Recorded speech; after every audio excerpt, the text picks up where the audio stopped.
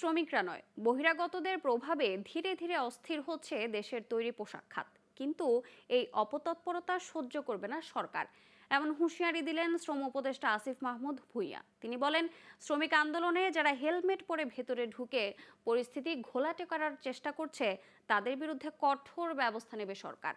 এদিকে এলজিআরডি উপদেষ্টা এম হাসান আরিফের মতে, পুলিশের মনোবল ফিরিয়ে আনা ছাড়া পরিস্থিতির পরিবর্তন সম্ভব হবে না। বিস্তারিত জানাচ্ছেন মোহাম্মদ নুরুন নবী। হঠাৎই তৈরি হয়েছে তৈরি পোশাক খাতে অস্থিরতা।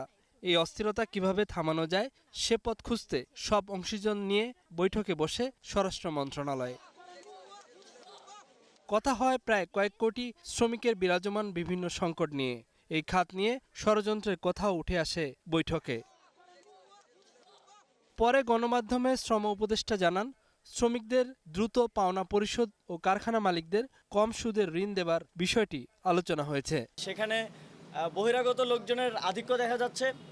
কিছু কিছু জায়গায় বেতন দেয়া নিয়ে মালিকপক্ষ বেতন দিতে দেরি করছে, সে কারণে আন্দোলন হচ্ছে।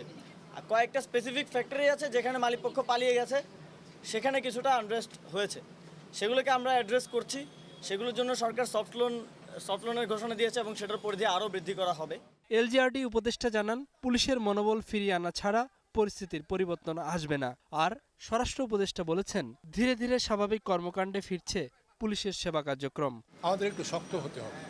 আমরা সবসময় মনে রেখেছি যে সরকার কোনো সময় তার নিজের নাগরিকের বিরুদ্ধে ফোর্স ব্যবহার করে না। এটা স্বাভাবিক, ফোর্স ব্যবহার করে না। কিন্তু আমাদের এখন একটা পরিস্থিতি এসে গেছে যে আমার ইন্ডাস্ট্রিকে বাঁচাতে গেলে, শ্রমিককে বাঁচাতে গেলে, দেশের অর্থনীতিকে বাঁচাতে গেলে কিছু সংখ্যকের বিরুদ্ধে পদক্ষেপ নিতে হবে, কঠোর পদক্ষেপ নিতে হবে।